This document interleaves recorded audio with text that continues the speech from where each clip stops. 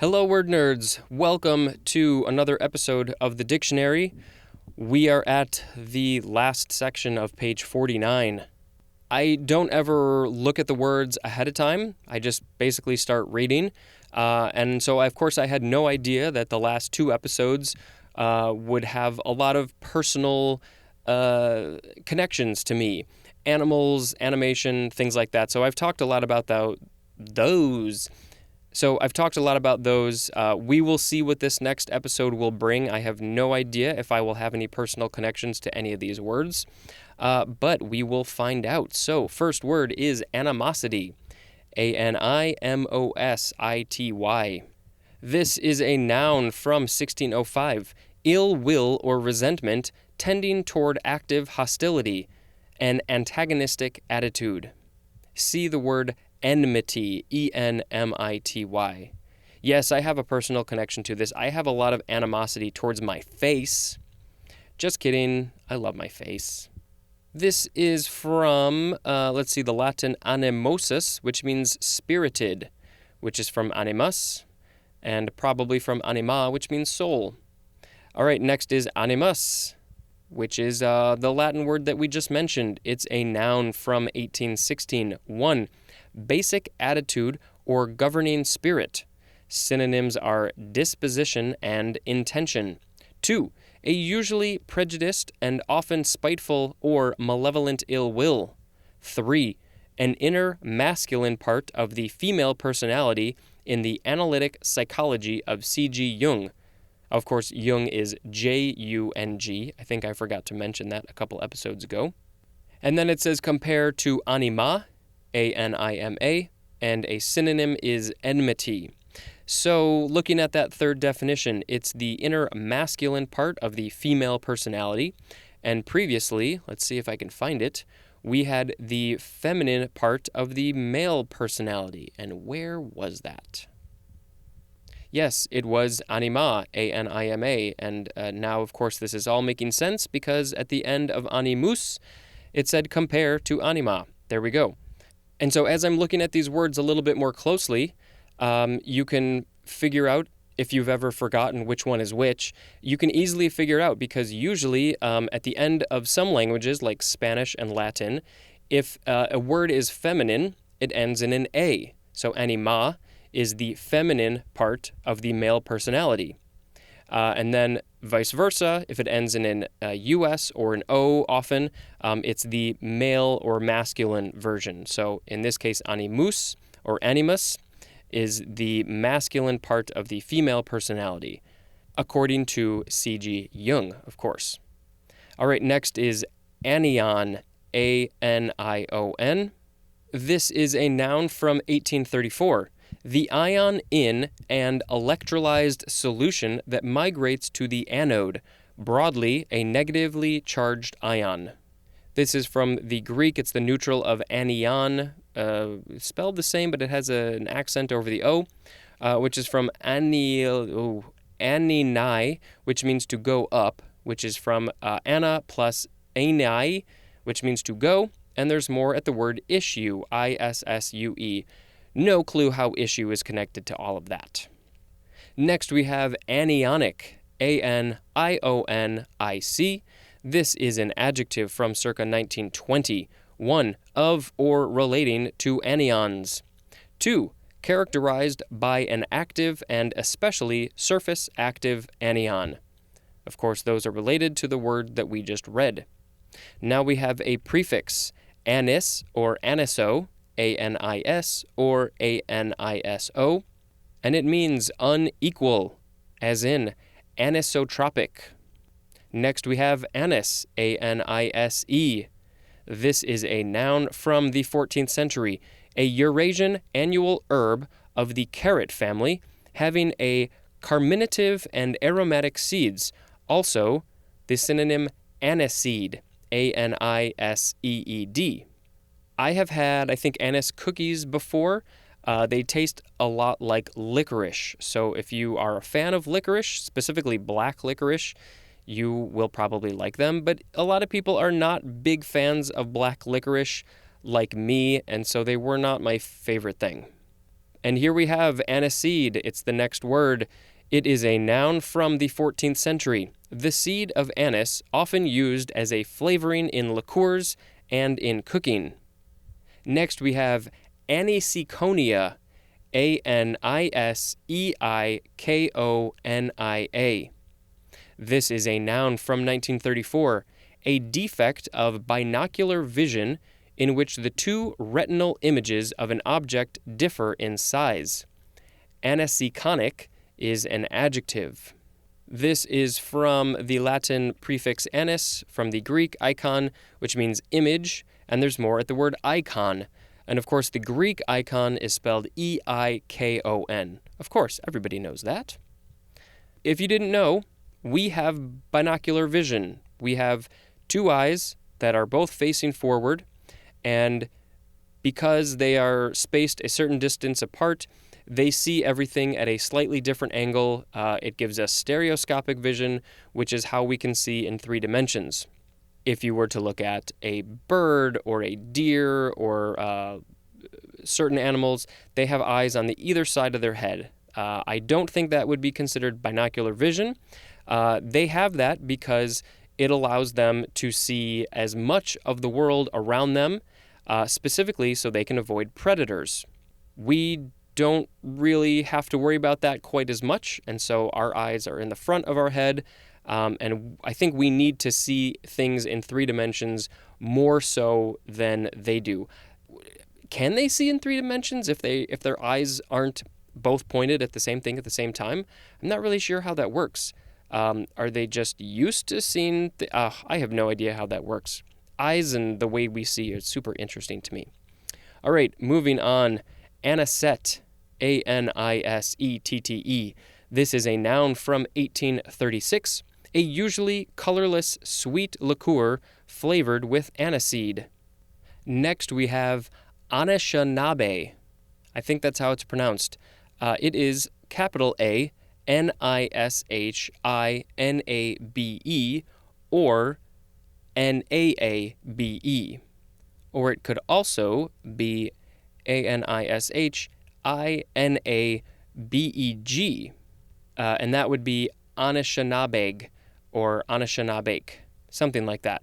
It's an Ojibwa word, so I don't speak that, so clearly it's coming out of my mouth very poorly. This is a noun from 1902, and it just has the one definition of the word Ojibwa. Next is anisogamous, A-N-I-S-O-G-A-M-O-U-S. This is an adjective from 1891, characterized by fusion of heterogamous gametes or of individuals that usually differ chiefly in size, as in anisomagous reproduction. An anisogamy is a noun. I don't know if I said heterogamous correctly. It is spelled Heterogamous. Next we have anisometropia, Anisometropia. This is a noun from circa 1880. Unequal refractive power in the 2 eyes. Anisometropic is an adjective.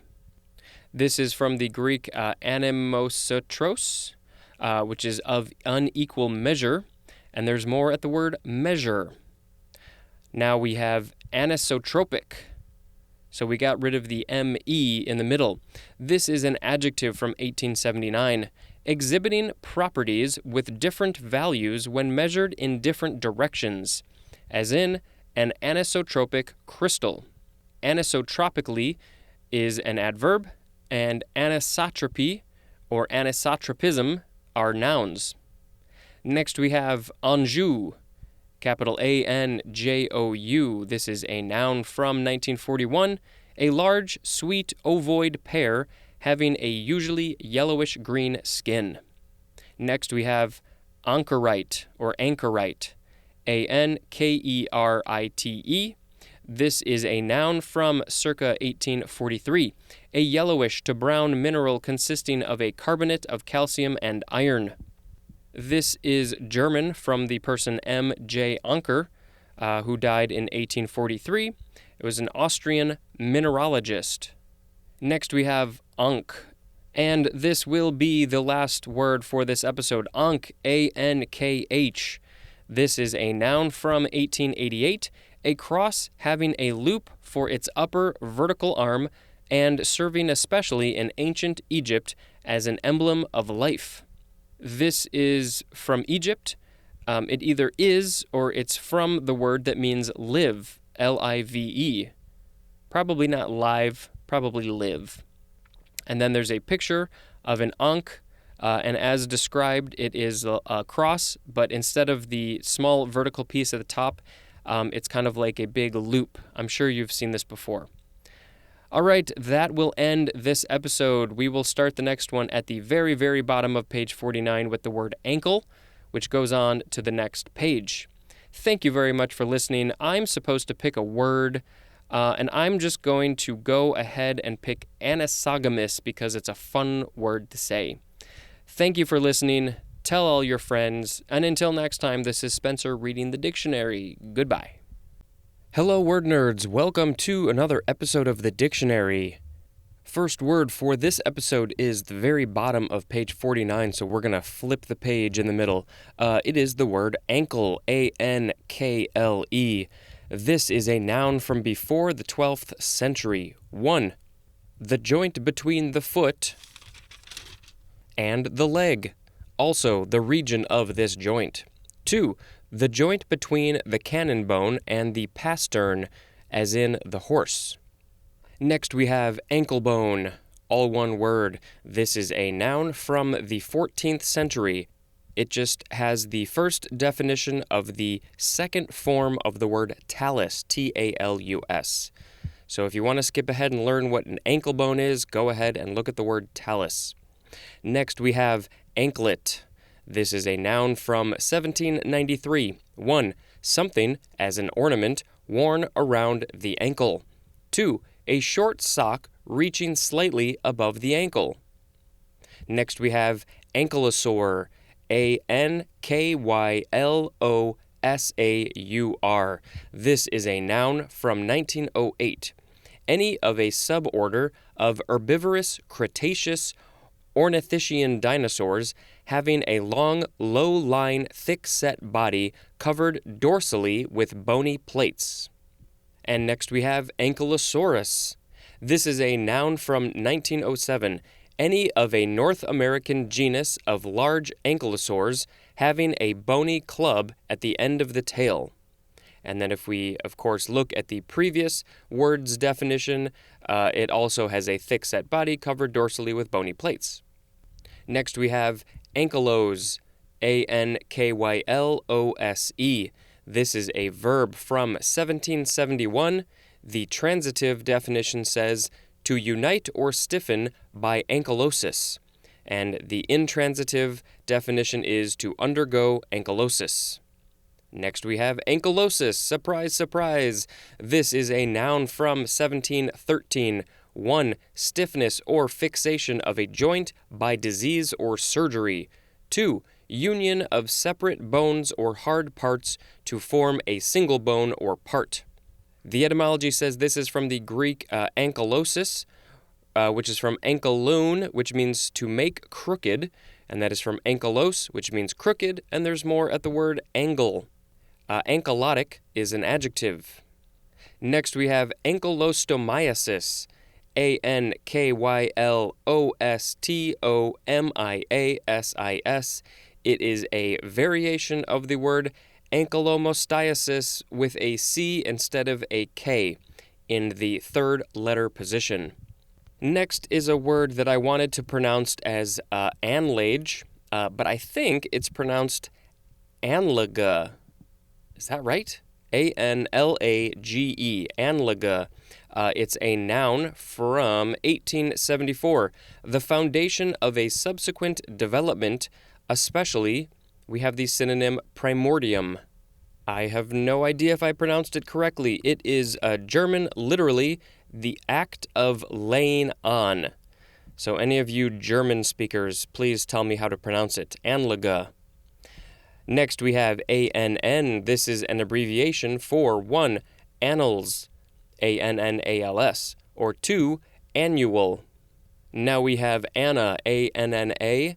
It is not capitalized, so it is not the name Anna, as we think of it usually. This is a noun from 1708. 1. A former monetary unit of Burma, India, and Pakistan equal to 1/16th rupee.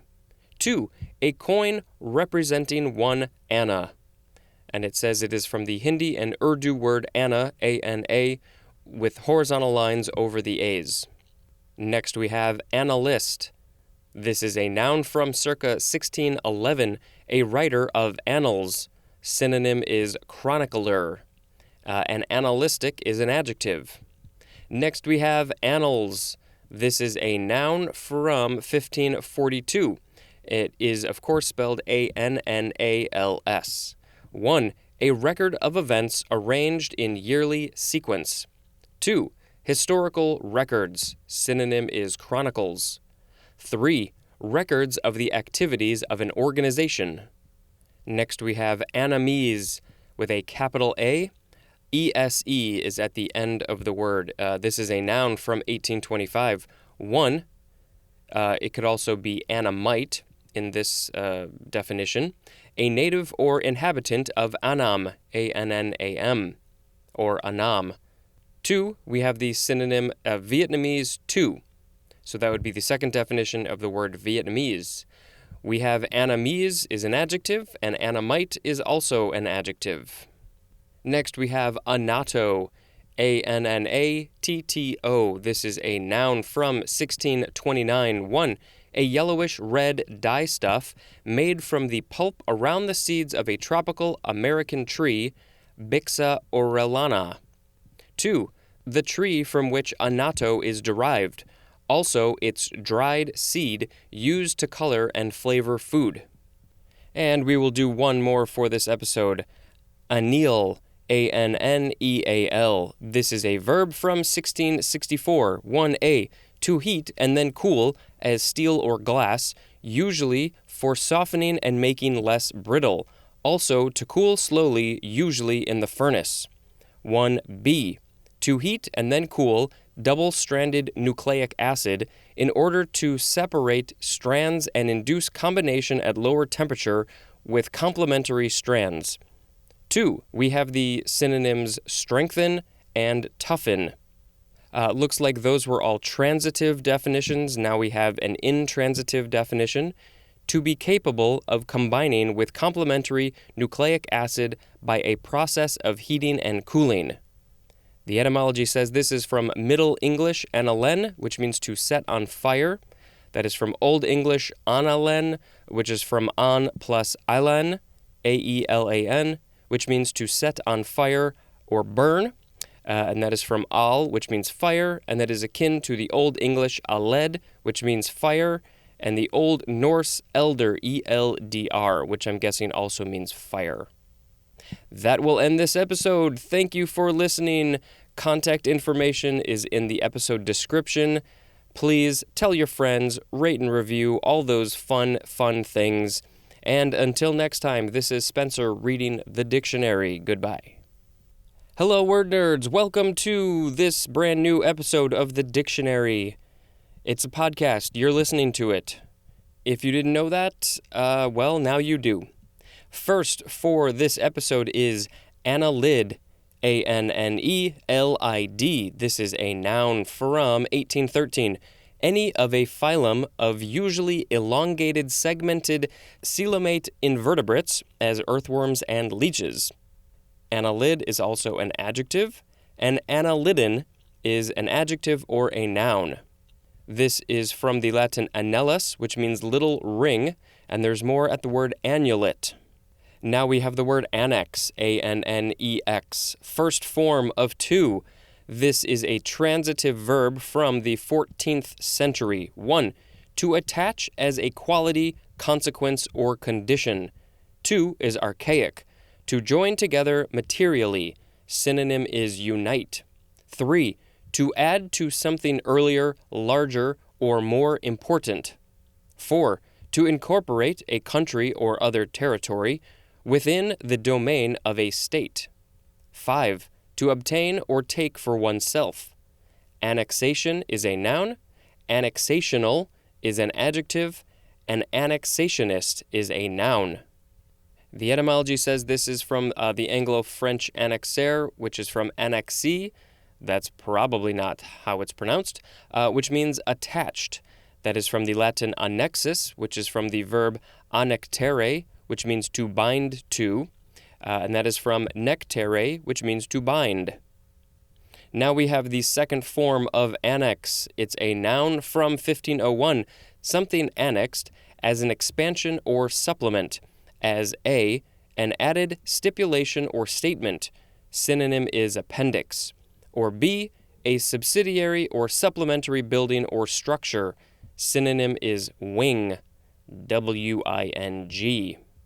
Next we have annex again, but there's an E at the end. It is a chiefly British variation of the second form of annex, which is what we just read.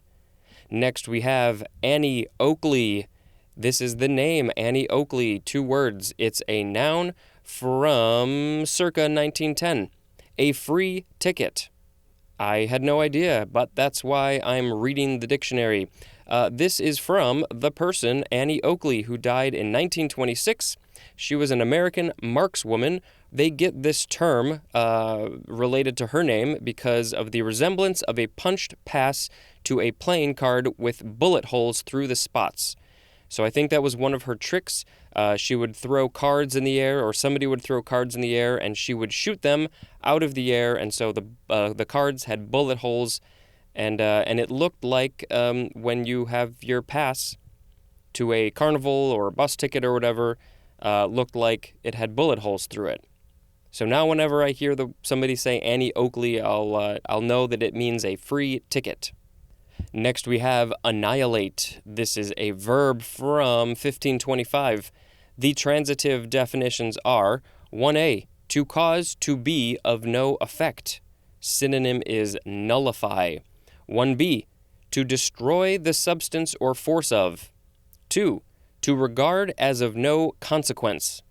3, to cause to cease to exist, especially the synonym kill. 4a, to destroy a considerable part of, as in bombs annihilated the city. 4b, to vanquish completely. Synonym is rout, R-O-U-T. I am not familiar with that word, but now I know what it means. As in, annihilated the visitors 56-0. 5, to cause a particle and its antiparticle to vanish by annihilating. Now we have the intransitive definition, and then in italics it says of a particle and its antiparticle. Definition is to vanish or cease to exist by coming together and changing into other forms of energy as photons. And how cool is it that there are things that can do that? Annihilation is a noun, annihilator is a noun, and annihilatory is an adjective. I remember when I was a kid, I was playing some video game with some friends. I want to say it was maybe a hockey game, which is weird because I never really played sports games, especially hockey games. But I have a vague memory of there being some mode of the game called Annihilation Mode, something like that. And I wasn't really familiar with the word. I was relatively young, but also relatively stupid. And so I think I just called it annihilation, or so. I pronounced it stupid. But whenever I think of that word, I think of that vague memory from my childhood. I was maybe, 10, 12, something like that. So if any of you can think of any sports video games, probably on the Nintendo or the Super Nintendo, that had an annihilation mode, please let me know. I'd love to know what that game was. Not like I'm going to go out and play it, but it would be nice to have a little extra details for my memory. All right, next we have the word anniversary. This is a noun from the 13th century. 1, the annual recurrence of a date marking a notable event. Broadly, a date that follows such an event by a specified period of time measured in units other than years, as in the 6th month anniversary of the accident. 2, the celebration of an anniversary. I always think it's funny when people are celebrating anniversaries for things that are not the actual year anniversary. I guess because the dictionary is saying that it's okay to do that. It says specified period of time measured in units other than years, like a 6-month anniversary. I guess it's okay. It's totally fine to do that, but I still think it's funny. It's our 2-week anniversary. No, it's not. Anniversaries come on the year. All right, moving on. Next we have Anno Domini. ANNO, second word, capital DOMINI. This is an adverb from 1512, used to indicate that a time division falls within the Christian era. This is from Middle Latin, in the year of the Lord. That's what it means in Latin. At some point in my childhood, I guess the standard became not using Anno Domini, which is AD, and I guess they started using something else, ACE, I think. I think people realized that it didn't really make sense to have something that was very Christian in describing our year, because most people around the world, or a lot of people around the world, are not Christian, so it didn't really make sense. They needed something a little bit different. But unfortunately, our years are still based on the supposed birth of Jesus, so we're still very Christian, Jesus related. You know, at this point, we're not going to change our years. But the Jewish religion uses a different year set. It starts about 3,000 years earlier than the current calendar, the Gregorian calendar that we use. At the Chinese calendar, they have a whole other set of years, I think. So we're all just all over the place, which I think is fine, because we all have different cultures, we all have different beliefs around the world. As long as we're not trying to change everybody's mode of thinking, I think that's fine. I don't even know what I'm talking about anymore. All right, next is, I'm not sure if this is the correct pronunciation, but according to the pronunciation guide, it can be pronounced 2 different ways. Either Anno Hagiri or Anno Hegiri. Anno is the first word. Second word is Hegirae. I think this is similar to Anno Domini, so let's see what it is. It's an adverb from 1613, used to indicate that a time division falls within the Islamic era. It's from New Latin, or it is New Latin. It means in the year of Hegira, Hegira. So it looks like, yes, it is similar to Anno Domini, but it's related to the Islam instead of Christian. So I think I might have to look at what an example of this is exactly. Maybe I'm guessing that Islam has a whole other set of years.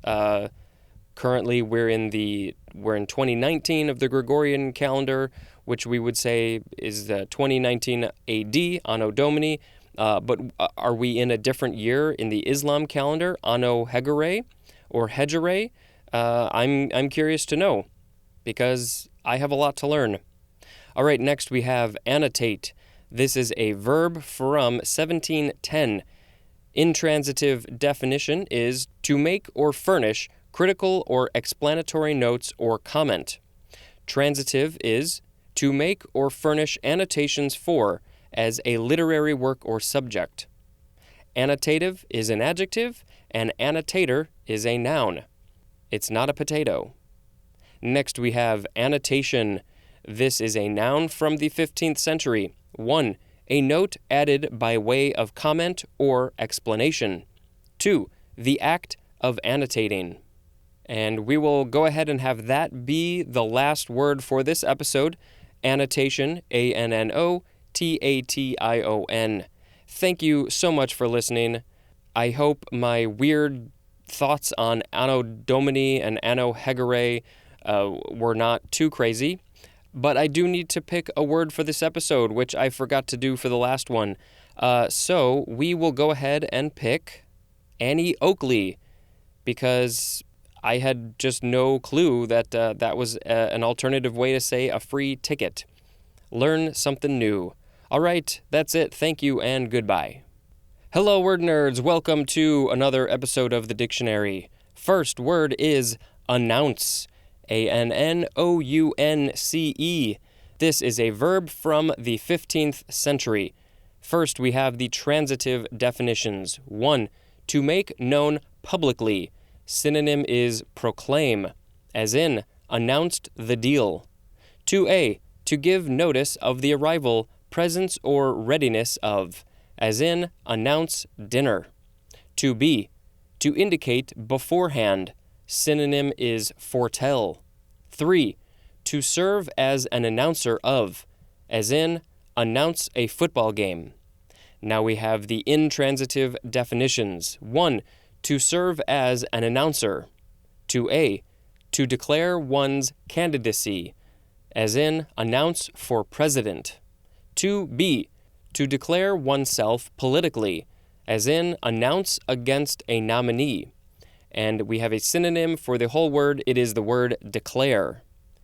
The etymology says this is from, the Latin annuntiare, which is from nuntiare, which means to report. That is from nuntius, which means messenger. Next we have announcement. This is a noun from 1781. 1. The act of announcing or of being announced. 2. A public notification or declaration. 3.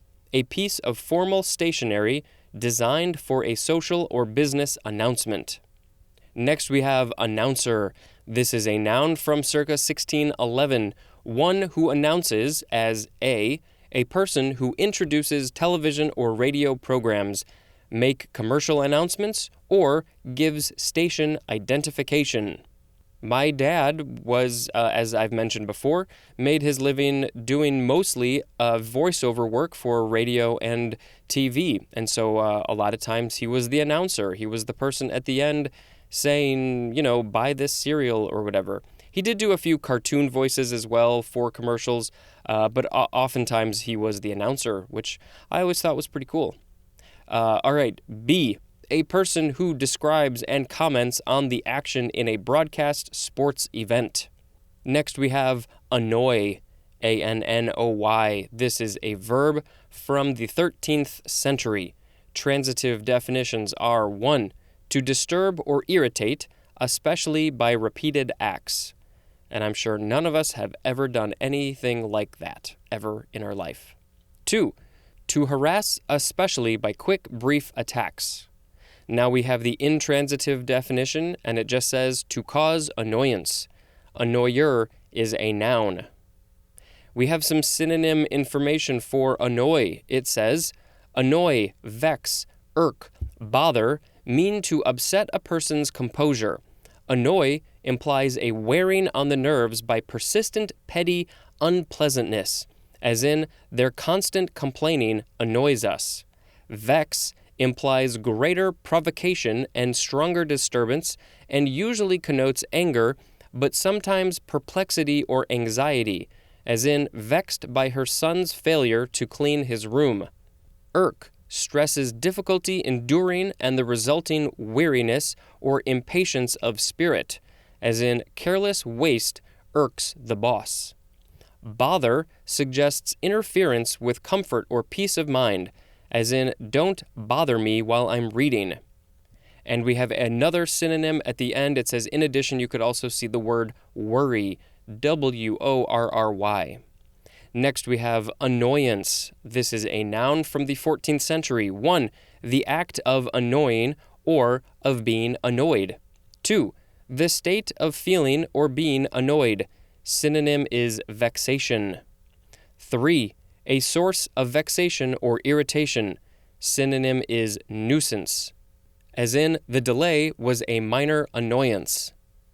Next we have annoying. This is an adjective from the 14th century, causing vexation. Synonym is irritating, as in, an annoying habit, or also as in, annoying questions. Annoyingly is an adverb. Next, we have the word annual. It's the first form of 2. It is an adjective from the 14th century. 1. Covering the period of a year, as in annual rainfall. 2. occurring or happening every year or once a year. Synonym is yearly, as in an annual reunion. 3. Completing the life cycle in one growing season or single year, as in annual plants. Annually is an adverb. I was always a little bit confused with the phrases annual plants and perennial plants, and I'm sure there's others. If I'm remembering correctly, an annual plant is one that grows and lives in a year, but then the next year it doesn't come back. You have to replant it. And I think perennial plants are ones that automatically come back every year. They regrow, they have their life cycle in 1 year or one season, but then the next year they come back. If I'm wrong, please let me know. The etymology for annual says it is from the Latin annualis, which is a blend of the Latin annuus, which means yearly, and the word annalis, which also means yearly. Interesting. And it is probably akin to the Gothic? No. It says Goth. The only thing I can think of that's an abbreviation for is Gothic, but I'm sure there's another language that starts with, which I cannot think of at the moment. Anyway, the word athnam, that means years, and that is from the Sanskrit atati, which means he walks or goes. Interesting set of etymology there. All right, next we have the second form of annual. This is a noun from the 14th century. 1. An event that occurs yearly. 2. A publication appearing yearly. 3. Something that lasts 1 year or season, specifically a plant that completes its life cycle in one growing season. And we will do one more for this episode. It is the word annualize. ANNUALIZE.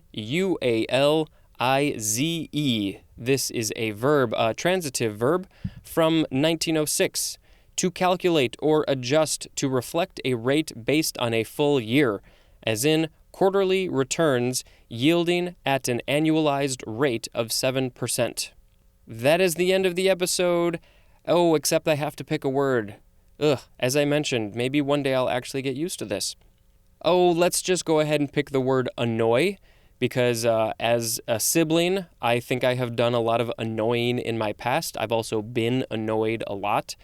And I'm guessing most or all of you have also been annoyed or have annoyed people. I think this is something that we can all relate to. All right, thank you very much. And until next time, this is Spencer reading the dictionary. Goodbye. Hello, word nerds. Welcome to another episode of The Dictionary. It's the podcast that I do, and I say it to you. I read this book to you, and you are going to like it. First, for this episode is annual report, 2 separate words. It's a noun from 1815, a usually lengthy report issued yearly by an organization giving an account of its internal workings and especially its finances. Next, we have annual ring, 2 words. This is a noun from 1681, the layer of wood produced by a single year's growth of a woody plant. So, of course, I think most or all of us know that when you cut down a tree, you can see all of the rings, and each ring is 1 year of that tree's life. And so it is called, the ring has an actual name, it's called annual ring, which makes sense. All right, next we have annuitant. I think that's how it's pronounced. It is ANNUITANT.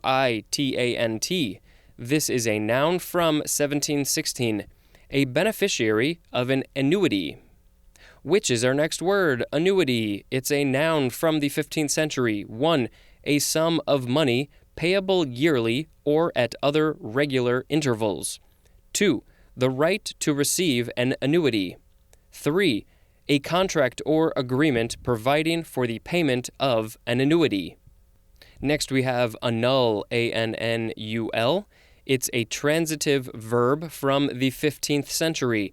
1, to reduce to nothing. Synonym is obliterate. 2, to make ineffective or inoperative. Synonym is neutralize, as in annul the drug's effect. 3, to declare or make legally invalid or void, as in wants the marriage annulled. I think that's probably the most common usage of the word annul. Synonym says see the word nullify. The etymology says it is from, I'm paring this down, it is from the Latin verb annulare, which is from nullus, which means not any, and there's more at the word null. Next we have annular, A-N-N-U-L-A-R. This is an adjective from 1571 of relating to or forming a ring, as in an annular skin lesion.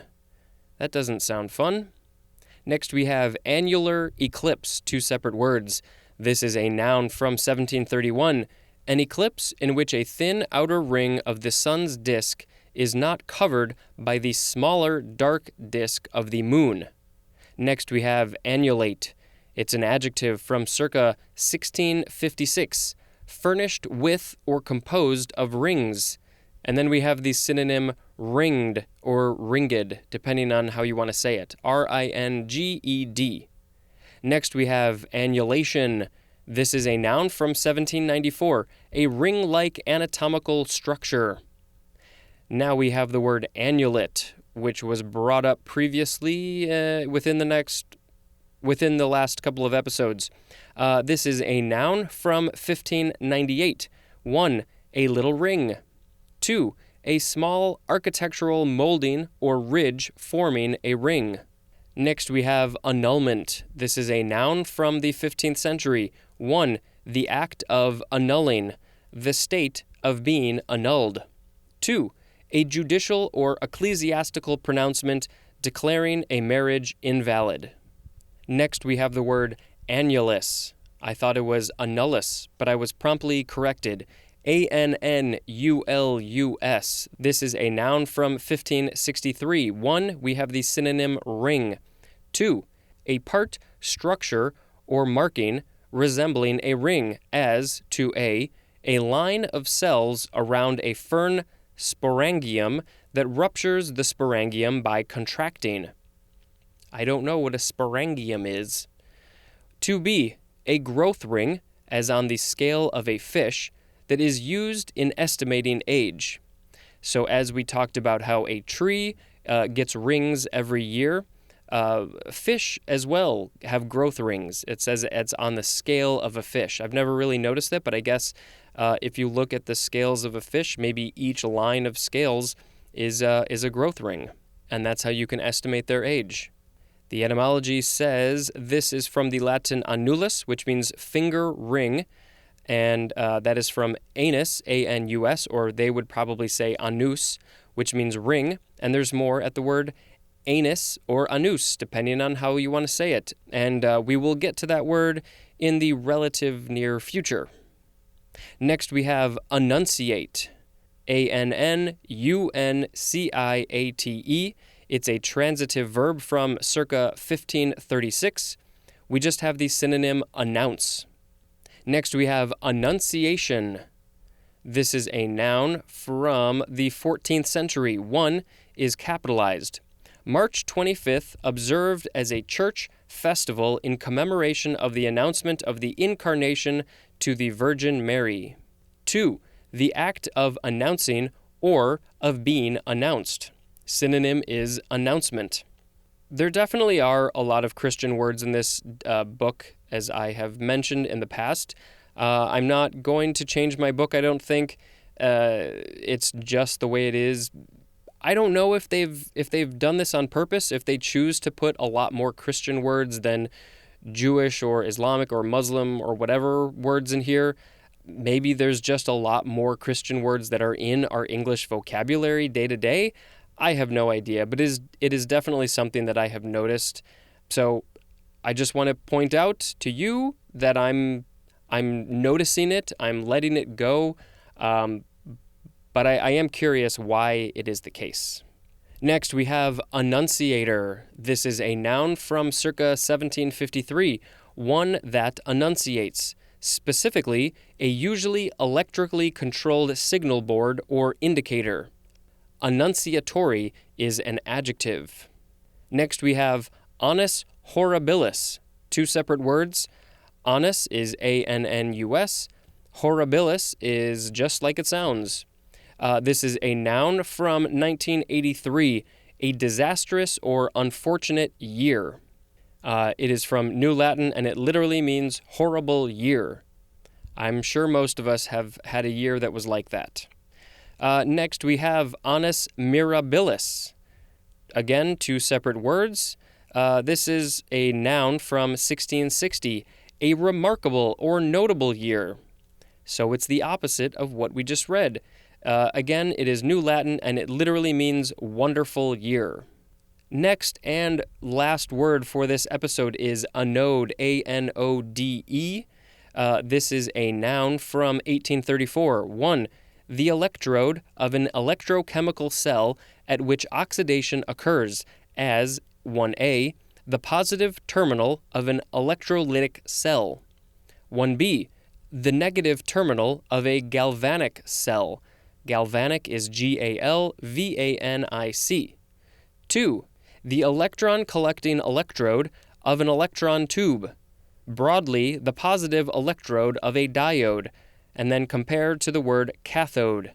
That kind of felt like a tongue twister a little bit. The electron-collecting electrode of an electron tube.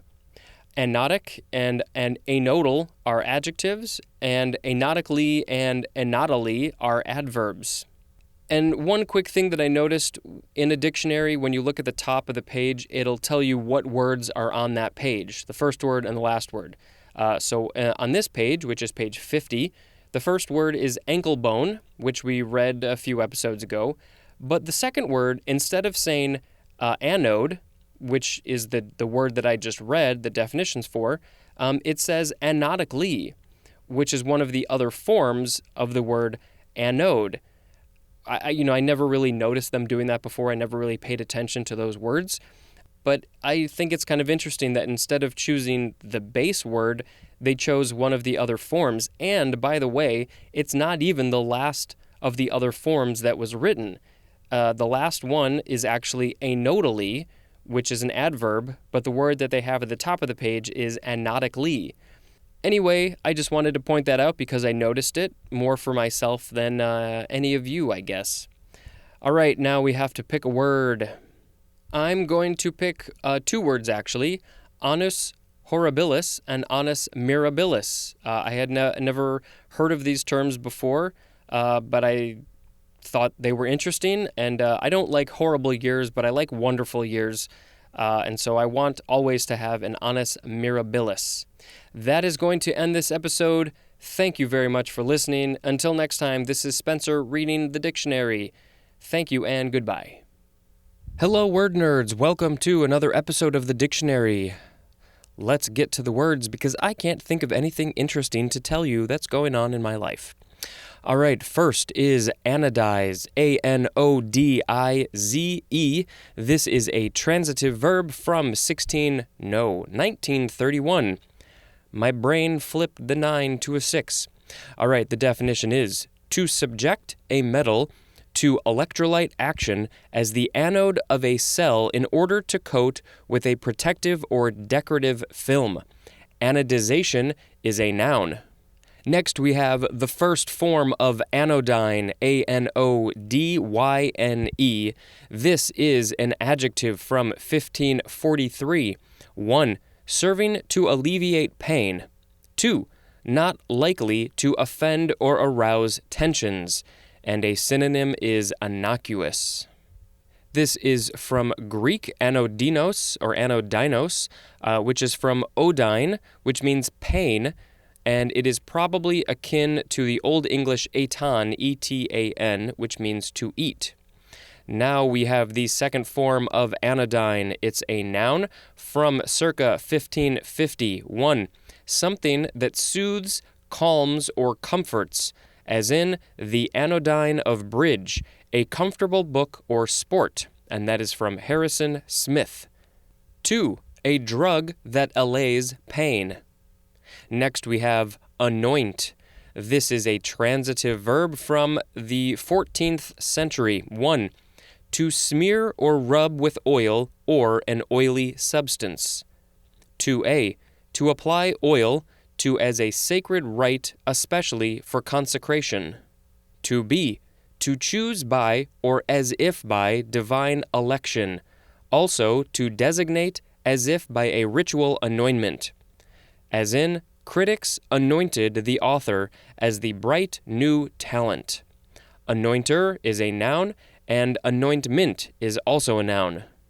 This is from Latin innunguere, which is from unguere, which means to smear, and there's more at the word ointment. Next we have a phrase, anointing of the sick. It's from 1649, and it just has the synonym extreme unction, UNCTION. Next we have anole, ANOLE. This is a noun from 1745. Any of a genus of arboreal American lizards, as the American chameleon, of the iguana family that have a brightly colored dewlap and the ability to change color. Dewlap is spelled D-E-W-L-A-P, all one word. It's like the morning dew on the fresh-cut grass in the morning. And then the word lap, L-A-P. I am fascinated when animals can change color and sometimes shape. Octopuses, or I guess I should say octopi, are really, really good at that. I think there are some other similar creatures that do that. But man, I've seen some videos where they just blend into a rock or a coral or something, and you would have no idea they are there. It's partly color, it's partly shape changing, and it is absolutely amazing what these creatures can do. It's just all this natural ability. It's absolutely amazing. The etymology says this is probably from the French anolis, which is from the Arawak of the Lesser Antilles. Arawak, Lesser Antilles are all capitalized. Next we have anomalous. This is an adjective from 1655. 1. Inconsistent with or deviating from what is usual, normal, or expected, and synonyms are irregular and unusual. I would put myself in that category. 2a, of uncertain nature or classification. 2b, marked by incongruity or contradiction, and a synonym is paradoxical. And then we have a synonym for all definitions. It is the word irregular, which was also for the number 1 definition. This is a hard word to say. Anomalously is an adverb, and anomalousness is a noun. This is from the Greek anomalos, which literally means uneven, and that is from homalos, which means even, from homos, H-O-M-O-S, which means same, and there's more at the word same. And of course, we are Homo sapiens, and in that case, it means same. Next, we have anomaly. It's a noun from 1603. 1.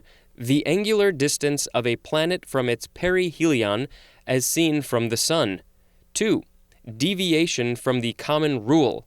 Synonym is irregularity. 3. Something anomalous. Something different, abnormal, peculiar, or not easily classified. Next we have anomy.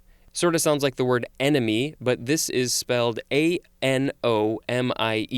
or it could also be spelled A-N-O-M-Y.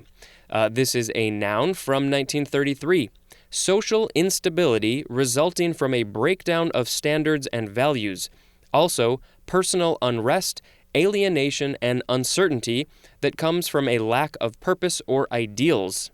Anomic is an adjective. This is from the Greek anomia, which means lawlessness, and that is from anomos, which means lawless, which is from nomos, which means law, and from naimin, which means to distribute, and there's more at the word nimble. I've said it before, and I'll say it again. How does nimble connect to all of the words that we just read? I'm super fascinated and curious by that. Next, we have anon, the first form.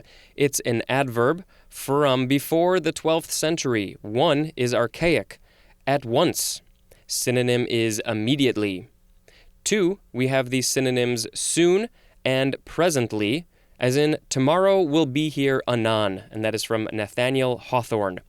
3, after a while. Synonym is later. as in more of that anon. Now we have the second form of anon, and this will be the last word for the episode. It's an abbreviation for anonymous or anonymously. And I'm going to pick a word for the episode. I'm going to go ahead and pick the word anomaly, A-N-O-M-A-L-Y. It's a fun word to say, but also anomalies are just something that's interesting and different, abnormal, peculiar, as the definition said. So yeah, that's the end of the episode. Thank you very much for listening, and until next time, this is Spencer reading you the dictionary. Goodbye. Hello, word nerds! Welcome to this new episode of the dictionary. The first word for this episode is anonym. A-N-O-N-Y-M. This is a noun from 1793. 1. An anonymous person. 2. We just have the synonym pseudonym. P-S-E-U-D-O-N-Y-M. Next we have anonymity. It's a noun from 1820. 1. The quality or state of being anonymous. 2. One that is anonymous. Which is our next word, anonymous. It's an adjective from 1563. 1. Of unknown authorship or origin, as in an anonymous tip. 2. Not named or identified, as in an anonymous author. Also as in, they wish to remain anonymous. 3. Lacking individuality, distinction, or recognizability, as in the anonymous faces in the crowd, also as in the gray anonymous streets. And that quote is from William Styron.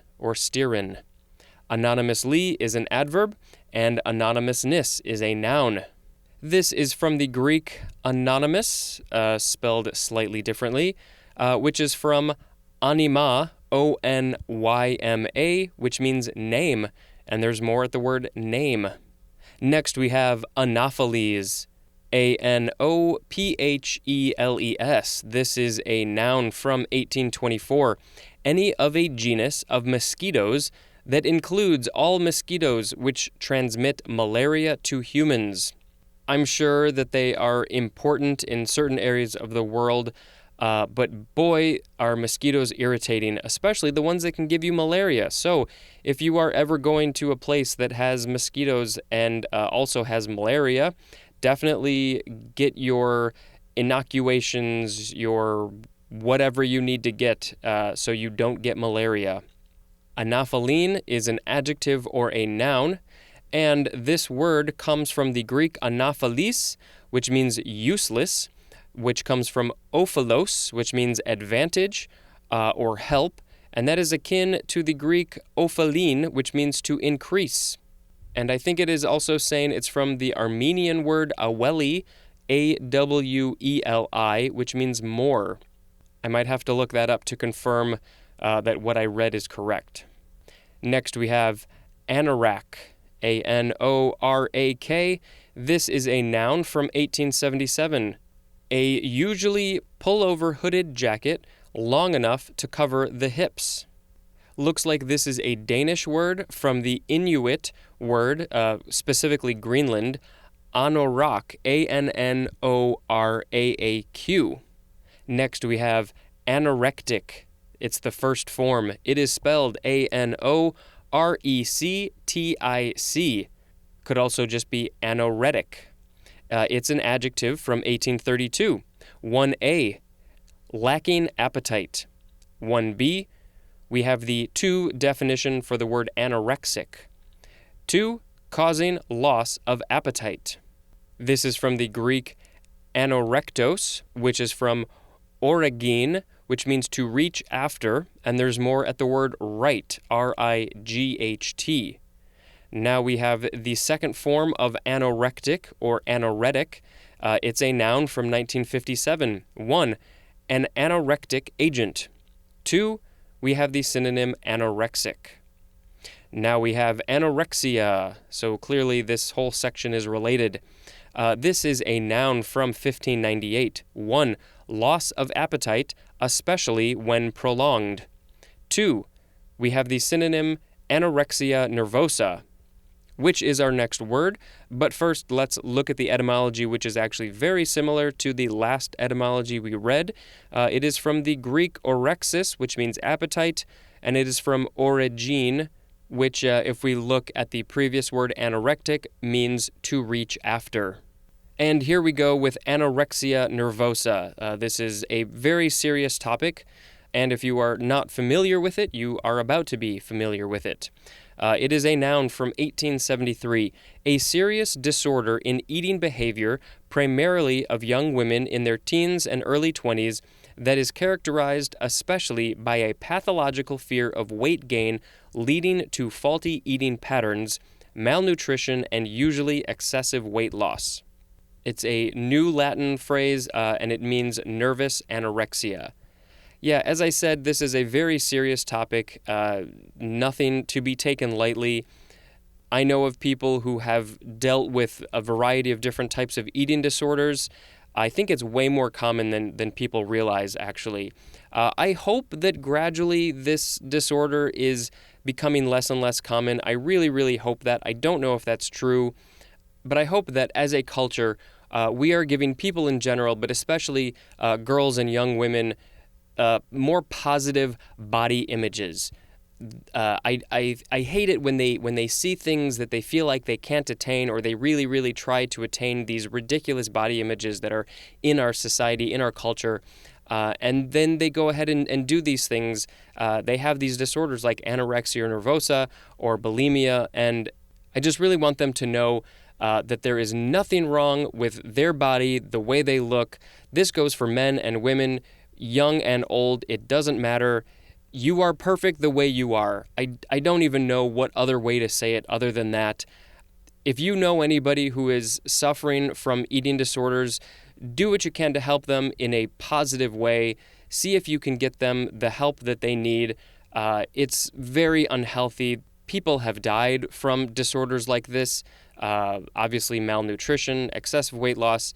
It's not healthy, and it's all just about having a healthy body image, which I understand is hard to do, and it takes work, but it can be done. All right, enough of that little chat, but we are not out of the woods yet. We still have the word anorexic. This is the first form. It's an adjective from 1875. 1, it's the synonym anorectic, which we read before. 2, relating to, characteristic of, or affected with anorexia nervosa, also seemingly affected with anorexia nervosa as by being excessively skinny. Now we have the second form of anorexic. It's a noun from 1907, a person affected with or as if with anorexia nervosa. And just one more that's related to all of these words. It is anorexigenic. anorexigenic. It's an adjective from 1948, and we have the 2 definition for anorectic. Next we have anorthite. anorthite. This is a noun from 1823, a white, grayish, or reddish feldspar occurring in many igneous rocks. Anorthitic is an adjective, and this is from the Greek orthos, which means straight. Next we have anorthosite. This is a noun from 1863, a granular plutonic igneous rock composed almost exclusively of a soda-lime feldspar, as labradorite. Anorthositic is an adjective, and this is from the French anorthos, which means a feldspar, and that is from the Greek orthos, and there's more at the prefix orth, O-R-T-H. Next we have anosmia, A-N-O-S-M-I-A. This is a noun from 1797, loss or impairment of the sense of smell. Anosmic is an adjective. The etymology says this is from the Greek osme, O-S-M-E, which means smell, and there's more at the word odor. And I have a story about this. I do not have anosmia, but when I first started this podcast, I think I posted it on Reddit. Yeah, I think it was Reddit. And somebody commented on my post and said, let me know when you get to the word anosmia, because I have anosmia and I have a podcast where I talk about anosmia and living with anosmia. So if you're interested in learning more about anosmia, her podcast is called The Girl Who Can't Smell Show. I don't think it has her name on here, but she does have a website, girlwhocan'tsmell.com. I think she even made a web comic. So go ahead and check her out. I thought it was super interesting that this condition existed. I had no idea. Of course, if I had thought about it for a second, I would have figured out that, of course, there is a condition where people can't smell or have an impairment of the sense of smell. But yeah, this is a thing that exists. All right, we are moving on. We're almost to the end of this episode. We have the word another. It's the first form. It's an adjective from the 12th century. 1. Different or distinct from the one first considered, as in the same scene viewed from another angle. 2. Some other, as in do it another time. 3. Being one more in addition to one or more of the same kind, as in have another piece of pie. Ooh, don't mind if I do. What kind of pie is it? Cherry, apple, blueberry, pumpkin, sweet potato? I'll take them all, thanks. All right, now we have the second form of the word another. It is a pronoun from the 13th century. 1. An additional one of the same kind. One more. 2. One that is different from the first or present one. 3. One of a group of unspecified or indefinite things, as in one way or another. Now we have another guess. There is a hyphen between the words. It's an adjective from 1625. The definition is archaic. It says, of another sort. The etymology says this is an alternative of the word another gates, Gates. It is all one word. And that is, of course, made by combining another plus the word gate. Now we have ANOVA, A-N-O-V-A. Every letter is capitalized, and this is an abbreviation for analysis of variance. Now we have anovulatory. All one word, A-N-O-V-U-L-A-T-O-R-Y. This is an adjective from 1934. 1. Not involving or accompanied by ovulation, as in anovulatory bleeding. 2. Suppressing ovulation. Next we have anoxemia, A-N-O-X-E-M-I-A. This is a noun from 1861, a condition of subnormal oxygenation of the arterial blood. Anoxemic is an adjective. And we are at the last word for this episode. It is anoxia, A-N-O-X-I-A. It's a noun from 1931. Hypoxia, especially of such severity as to result in permanent damage. So now I have to pick a word for this episode, and I am going to pick anorexia. That's just the one that is going to represent the rest of the anorexia words, anorectic, anorexia nervosa, etc. I'm not going to go into it anymore, but as I mentioned, this is obviously a very serious disorder, and if you or someone you know is suffering from it, please, please, please get the help you or they need, and we hope that we can make everybody healthier both mentally and physically. So that will end the episode. Thank you very much for listening. Until next time, this is Spencer reading the dictionary. Goodbye. Hello, word nerds. Welcome to another episode of the dictionary. First word is the top of the second column of page 51, and it is very related to the last couple of words from the previous episode. So if you didn't listen to that, maybe you should go do that. I'll wait. All right, this is anoxic, A-N-O-X-I-C. It's an adjective from 1920. 1. Of, relating to, or affected with anoxia. 2. Greatly deficient in oxygen. Synonym is oxygenless, as in anoxic water. Next we have ANS, all lowercase. This is an abbreviation for the word answer. Next, we have ANSI, all caps. It's an abbreviation for the American National Standards Institute. Now we have the word answer. It's very long because it has a lot of synonym information at the end. There's also a second form that is also very long, so this may actually be the last word for the episode. Answer. All right, let's get into it. This is a noun from before the 12th century. 1a, something spoken or written in reply to a question. 1b, a correct response, as in knows the answer. 2, a reply to a legal charge or suit. Synonym is plea, P-L-E-A. Also, we have the synonym defense. 3, something done in response or reaction, as in his only answer was to walk out. 4, a solution of a problem, as in more money is not the answer. And hoo boy, do I have things to say about that example, but I'm not going to get into it. 5, one that imitates, matches, or corresponds to another, as in television's answer to the news magazines. The etymology says this is from the Old English answaru, A-N-D-S-W-A-R-U.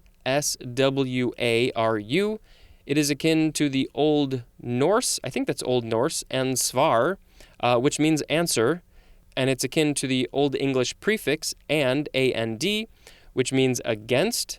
Also, the Old English swearian, which means to swear, and there's more at the prefix ante, A-N-T-E. Now let's get into the synonym information. Answer, response, reply, rejoinder, retort mean something spoken, written, or done in return. Answer implies the satisfying of a question, demand, call, or need, as in had answers to all their questions. Response may imply a quick or spontaneous reaction to a person or thing that serves as a stimulus, as in a response to the call for recruits. Reply often suggests a thorough response to all issues, points, or questions raised, as in a point-by-point reply to the accusation. Rejoinder, I will spell that because I am not familiar with this word, R-E-J-O-I-N-D-E-R. Rejoinder can be a response to a reply or to an objection, as in a salesman with a quick rejoinder to every argument. Retort implies a reaction to an implicit or explicit charge, criticism, or attack, which contains a countercharge or counterattack, as in she made a cutting retort to her critics. All right, next is the second form of answer, and as I said, this will be the last word for the episode. It's a verb from before the 12th century. 1, to speak or write in reply. 2a, to be or make oneself responsible or accountable, as in answer for a debt. 2b, to make amends. Synonym is atone, as in must answer for his crimes. Yes, he should answer for his crimes. He did the crimes. We got some problems if he doesn't answer for them. 3, to be in conformity or correspondence, as in answered to the description. 4, to act in response to an action performed elsewhere or by another, as in the home team scored first, but the visitors answered quickly. 5, to be adequate. Synonym is serve, as in an old bucket answered for a sink. If I didn't mention it before, those were the intransitive definitions. I just can't remember. And now we have the transitive definitions. 1a, to speak or write in reply to, as in answer a question. Also, answer me. 1b, to say or write by way of reply, as in answer yes or no. 2, to reply to in rebuttal, justification, or explanation, as in answer an accusation. 3a, to correspond to, as in answers the description. You can see there's a lot of similarity between these definitions and examples. 3b, to be adequate or usable for. Fulfill is a synonym, as in answer a need. 4 is obsolete, to atone for. 5. To act in response to, as in answered the call to arms. 6. To offer a solution for, especially the synonym solve, as in answer a riddle. Answerer is a noun, and I said that word all weird. All right, well, my word for the day, you can probably guess, is the word answer. I could have been silly and said ANS, but no, I'm going to pick answer because that was about 95% of the whole episode. And that is going to end the episode. Thank you very much for listening. Rate, review, subscribe. Let me know what you think. And until next time, this is Spencer reading the dictionary. Goodbye. Hello, word nerds. Welcome to another episode of the dictionary. We are in the last section of page 51. Let's get into it. First is answerable. ANSWERABLE. It's an adjective from 1536. 1 is archaic. We have the synonyms suitable and adequate. 2. Liable to be called to account. Responsible is a synonym. 3 is also archaic, and we have the synonyms corresponding and similar. 4. Capable of being refuted. And then a synonym for all definitions is the word responsible. Answerability is a noun. Next we have answering machine. It's a noun from 1924. I had no idea answering machines were way back in 1924, which was 95 years ago. Geez. A machine that receives telephone calls by playing a recorded message and usually by recording messages from callers. You young kids today probably don't know what an answering machine is. It's something that I had when I was a kid, and it turns out my grandparents could have theoretically had them as well. But they were machines that had a very small cassette tape in it. Nowadays, we just say voicemail because you leave a voice message on somebody's cell phone in most cases. But we had a machine, and it had a tape, and if you wanted to hear the person's message, you would hit play on the tape, and it would rewind. And sometimes the tape would fill up, and you couldn't get a message. It wouldn't even allow somebody to record a message. We lived in such hard times back then. All right, next we have answering service. This is a noun from 1921, a commercial service that answers telephone calls for its clients. Next we have ant, A-N-T. It's the first form of two. It's a noun from before the 12th century. Any of a family of colonial hymenopterous insects with a complex social organization and various castes performing special duties. I had trouble with the word hymenopterous. It is spelled Hymenopterous, and the family name is Formicidae or Formicidae. We have a phrase that says ants in one's pants. It seems very weird to say that phrase in a very serious tone. It means impatience for action or activity.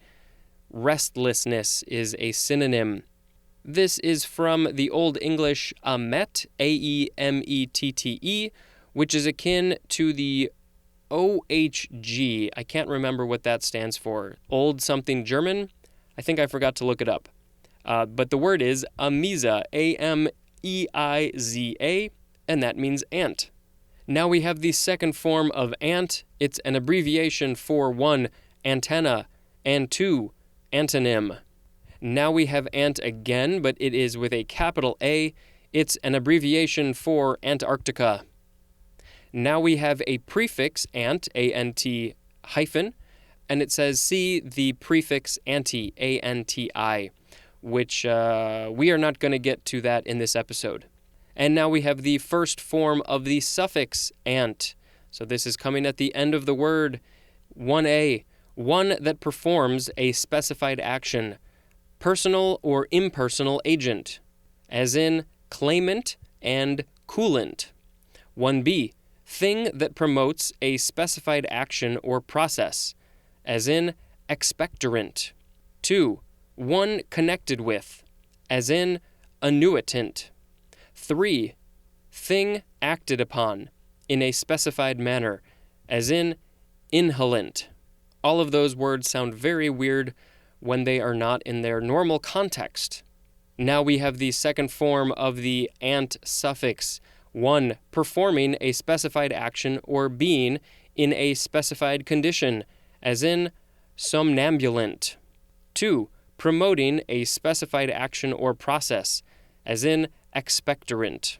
Now we have anta, A-N-T-A. This is a noun from 1598, a pier produced by thickening a wall at its termination.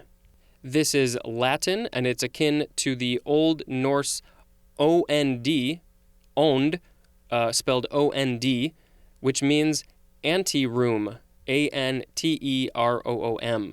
Oh, and there is a picture of an anta. So the picture itself looks like maybe the Parthenon, some old Greek building with columns and a triangular piece above the columns. And it has an A in two places pointing to a couple of sections, one on the left side, one on the right side, which I guess are the anta.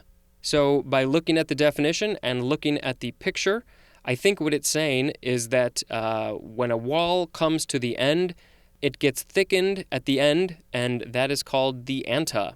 If you want to know more, go look it up. All right, now we have antacid. It's a noun from 1715, an agent that counteracts or neutralizes acidity. And antacid is also an adjective. Next we have antian, capital A-N-T-A-E-A-N. It's an adjective from 1782. 1. We just have the synonym mammoth. 2. Having superhuman strength. And this is from the name Antaeus, which is a giant overcome by Hercules. Next we have antagonism. It's a noun from 1752. 1. Opposition in physiological action, especially interaction of two or more substances, such that the action of any one of them on living cells or tissues is lessened. 2a.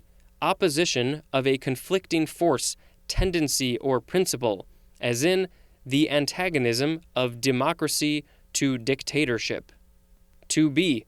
Actively expressed opposition or hostility, as in antagonism between factions. And then we have a synonym, see the word enmity, E-N-M-I-T-Y. Now we have antagonist. It's a noun from 1575. 1. One that contends with or opposes another. Synonyms are adversary and opponent. 2. An agent of physiological antagonism as, 2a, a muscle that contracts with and limits the action of an agonist with which it is paired, called also antagonistic muscle. So if I'm reading this correctly, and from the little bit of knowledge I have on muscles, I believe the biceps, which are on one side of the arm, and the triceps, which are on the other side of the arm, would be antagonistic muscles. Correct me if I'm wrong. 2b, a chemical that acts within the body to reduce the physiological activity of another chemical substance, as an opiate, especially one that opposes the action on the nervous system of a drug or a substance occurring naturally in the body by combining with and blocking its nervous receptor. That was a long sentence. And it says compared to the 2b definition of the word agonist. Next we have antagonistic. It's an adjective from 1632, marked by or resulting from antagonism. Antagonistically is an adverb. Next and last word for this episode is antagonize. A-N-T-A-G-O-N-I-Z-E. It's a verb, transitive verb in fact, from circa 1742. 1. To act in opposition to. Synonym is counteract. 2. To incur or provoke the hostility of, as in his criticism antagonized his friends.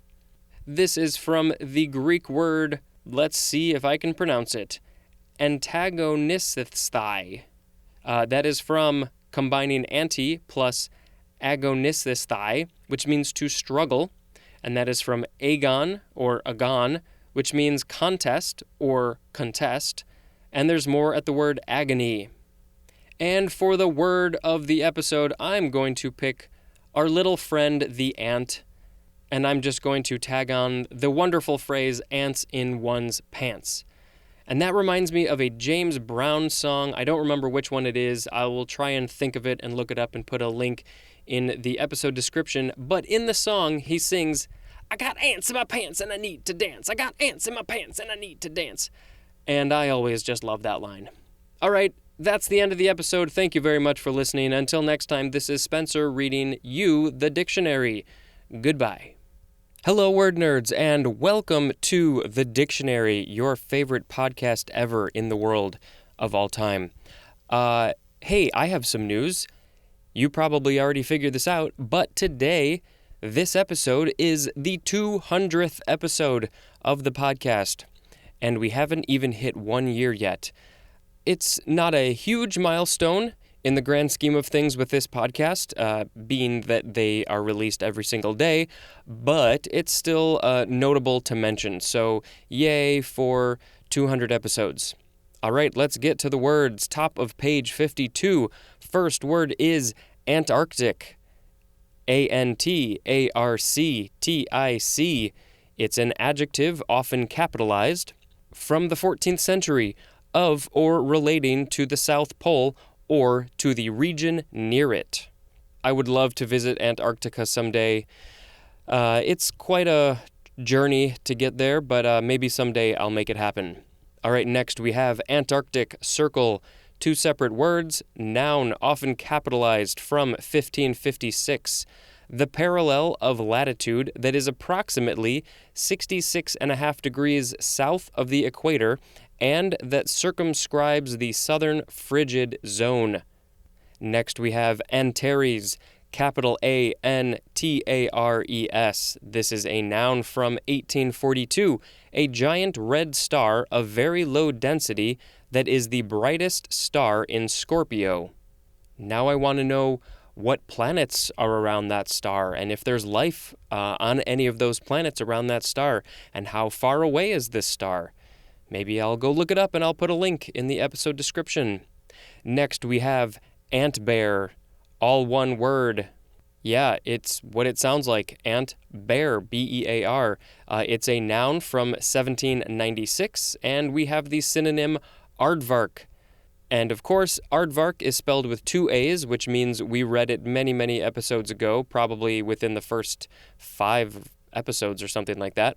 And I have a vague memory of reading the definition and seeing the synonym ant bear and thinking, yeah, that kind of makes sense. It's, from the ant's perspective, it's kind of like this large bear creature that eats them all up. All right, next we have ant cow, 2 separate words. It's a noun from 1875, an aphid from which ants obtain honeydew. Next we have ante, A-N-T-E. It's the first form of 2. It's a noun from 1821. 1. A poker stake, usually put up before the deal to build the pot, as in, the dealer called for $1 ante. 2A, we have the synonyms cost and price, as in, these improvements would raise the ante. 2B, synonyms are risk and stakes, as in, the new law ups the ante on tax cheats. 2C, a level as of achievement or intensity, regarded especially as a goal or standard, as in, the film ups the ante on special effects. And just in my lifetime, there have been a lot of films that have definitely upped the ante on special effects. Now we have the second form of ante. It is a verb. Other forms are anteed, with a D at the end, and anteine. It's from 1775. Transitive definition is to put up an ante. Also, the synonyms pay and produce, and it is often used with the word up. The intransitive definition just has the synonym pay up, also often used with the word up. Now we have ante again, but it is a prefix. 1A, prior, earlier, as in antedate, A-N-T-E-D-A-T-E. 1B, anterior or forward, as in anteroom, 2, prior to, earlier than, as in antediluvian. And all of these definitions, before the word earlier or forward, there's a colon. So the first one is prior, colon, earlier. I've seen these before. They come up every once in a while. I'm not sure if there's a specific meaning to the colon. Maybe I should look up what that is. Or they're just, different parts of the same definition. I'm not sure. Next, we have anteater. This is a noun from 1764. Any of several mammals that feed largely or entirely on ants or termites as A, any of a family of New World edentates with a long, narrow snout, a long tongue, and large salivary glands that includes the giant anteater and tamandua. Let's go back on a few of these. Edentates. I didn't know if I pronounced that correctly. It could be edentates or something like that. It is edentates. At the end, tamandua or tamandua, tamandua. And the family mentioned at the beginning of the A definition is Myrmecophagidae. Wow. Myrmecophagidae.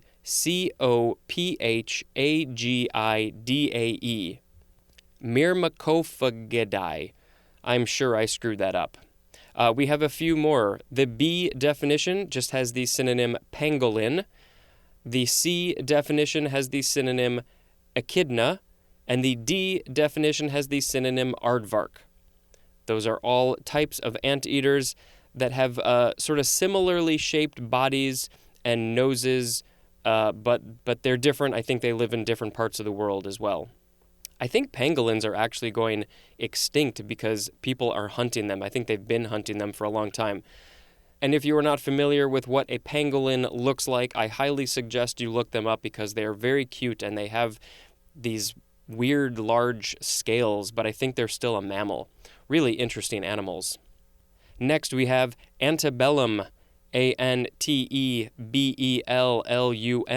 This is an adjective from circa 1847, existing before a war, especially existing before the American Civil War. It looks like the word is Latin and it actually means before the war. Next we have antecede, antecede. It's a transitive verb from 1624, and we just have the synonym precede. And it's from the Latin word antecedere or antecedere. Next we have antecedents. It's a noun from 1599. We have the synonyms priority and precedence. Next is antecedent. It's the first form of two, and they will be the last for this episode. It's a noun from the 14th century. 1. A substantive word, phrase, or clause whose denotation is referred to by a pronoun, as John in the quote, Mary saw John and called to him. Broadly, a word or phrase replaced by a substitute. So in the quote, they mention the word John, but then his name is replaced with a pronoun at the end, which is the word him. All right, 2. The conditional element in a proposition, as if A, in the quote, if A, then B. 3. The first term of a mathematical ratio. 4A, a preceding event, condition, or cause. 4B, it's used in its plural form, antecedents, the significant events, conditions, and traits of one's earlier life. 5A, we have the synonym predecessor, especially a model or stimulus for later developments.